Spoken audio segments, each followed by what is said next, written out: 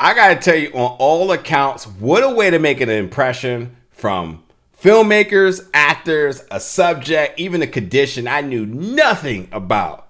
And I'm very excited to get into this one. Folks, let's get to my review of the new film, Gazer.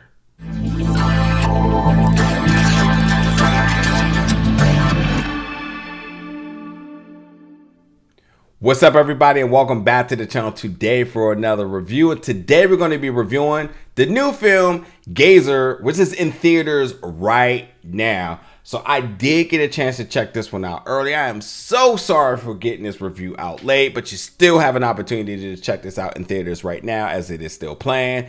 And I gotta tell you, what a surprise. And I love independent filmmaking. So let's be clear. It's not a surprise because of any of the things I initially listed in terms of didn't know who the director was, wasn't familiar with the actor, wasn't familiar with the subject matter or anything. But for it to basically check all the boxes and do it right was okay, was not expecting that one. Because typically with independent filmmaking, there's sort of, and obviously of my job is to really to critique it about the things I like, the things I didn't like, but ultimately the things that could have been better. And first and foremost with this film, the moment you watch it, the aesthetic, the aspect ratio that it's shot in, I mean, I love a ballsy film. I love an artsy film. I love when you go out there, you do your craft and you play it in your own sandbox, your own rules. I love the cinematography of this film. I love the mood in this film. And when we talk about our lead here, and my apologies if I mispronounce her name, but Ariella Mastroianni, I'm on board to see what she does next. She's completely fantastic in this film. She plays this character, Mother Frankie, who has this condition, dyschronometria. One condition I had never been familiar with, but whether you're familiar with it or not, because I read it in the synopsis, and then when I was unfamiliar with it, the way how they outline it, the way how they use it, to the T. It heightens every element of the film. And the condition is really about a cerebral dysfunction in which an individual cannot accurately estimate an amount of about how much time has accurately passed. Something we take for granted, number one.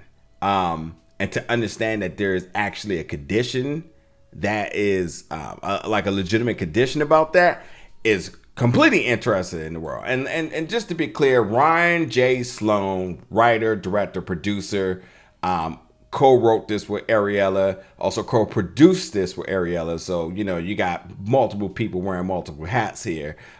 This is Ryan's feature debut.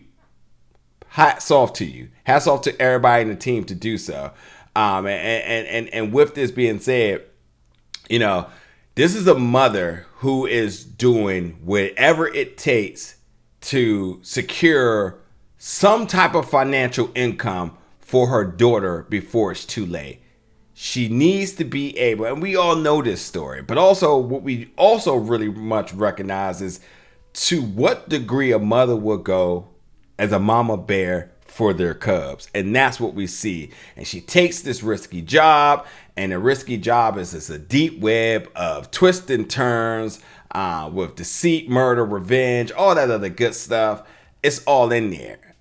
All at the same time. Where for us, we're just kind of on edge because we just are really discovering to what extent this condition has over her. Her very unique and clever way of being able to navigate with it, which I thought was super, super, super cool. But I gotta say, this film 100% shot on 16 millimeter. Again, the first aspect of this film that you just, pun intended, that you just are completely cultivated by. Get it right. And then the acting, because I think that Ariella is somebody I'm not familiar with. She carries this film from scene to scene. You're constantly watching her. You see the emotions through everything that she does. You see the struggle, the frustrations, all of it's all there. And then maybe you become a nerd like myself and you really start to research this condition. and you really want to see like how this impacts people's life in real time, and see how her portrayal of this and how well done it was.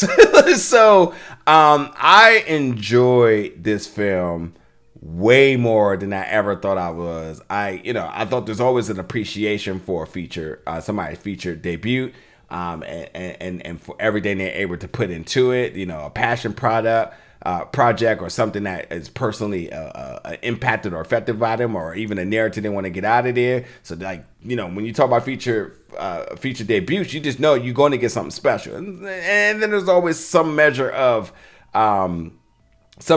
to improve. But this was a beyond solid film, which is why it was your opportunity to check it out in theaters. You should. I enjoyed this film. If you are a true cinema enthusiast, if you are somebody who you love everything it takes to make a film where it checks all the boxes, production, sound mixing, directing, all of that, this is it. And I think, considering the folks involved and very much getting their feet wet in the business, this is like, I would love to be able to say I checked out their first film and I've been a fan since then. This feels like one of those very special moments where you're going to be talking about Ryan, you're going to be talking about Ariella, there's other folks as well too, Jack Alberts, Renee Gagnier, Gagnier. And then Marcia Deblonis. So like, these are folks that like came together with a super small budget, and was able to put out a film that certainly is worth a watch. Also, I would say you can by all means feel sort of the inspiration and the love for cinema from everybody involved, but also like the inspiration to old school filmmaking. You see it all in this. So without a doubt, check this one out. Again, Gazer in theaters right now. Jump in the comments, folks. Let me know your thoughts about it once you do. And as always, stick around for more reviews and content very soon. Thank you for watching, folks.